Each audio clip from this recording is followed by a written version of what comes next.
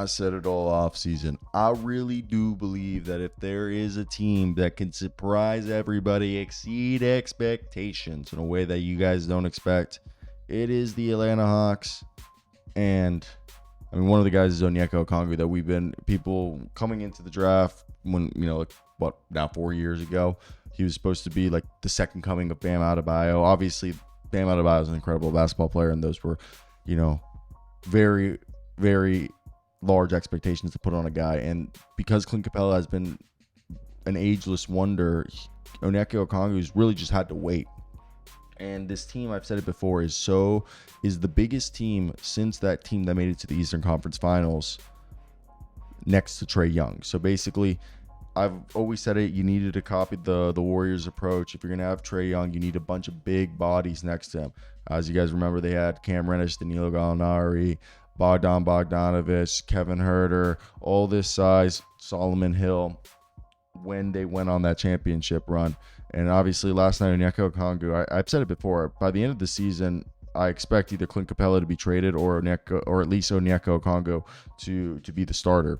And like full-heartedly. Last year he averaged 10 and 7. Basically the last 2 years he's averaged 10 and 7. He's put the 3-point shot in last year. He didn't take any attempts last night, but still really good guy who can guard 3 through 5, can guard inside and out.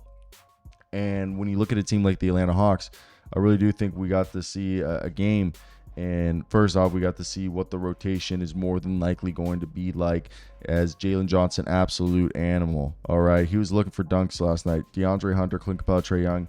And is Dyson Daniels going to be the starting shooting guard? It seemingly seems like it is, with Bogdan as the sixth man. I like that, as Bogdan as the sixth man. I thought, honestly, Zachary Ricochet was going to be the starting wing, and then maybe, they have three wings with Johnson, Hunter, and Ricochet. But I really do like the three-man lineup off the bench is Bogdan as the sixth man. Then it's Ricochet and Larry Nance and, Onyeka Okongwu then.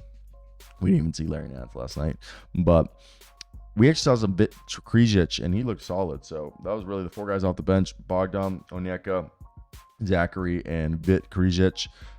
And that was, shout out Dyson Daniels also, looking like he's going to be their lockdown defender. It looks like Dyson Daniels and Vit Krejci are going to be their two defenders who they put in. Bogdan's going to be their scoring / backup point guard, seemingly.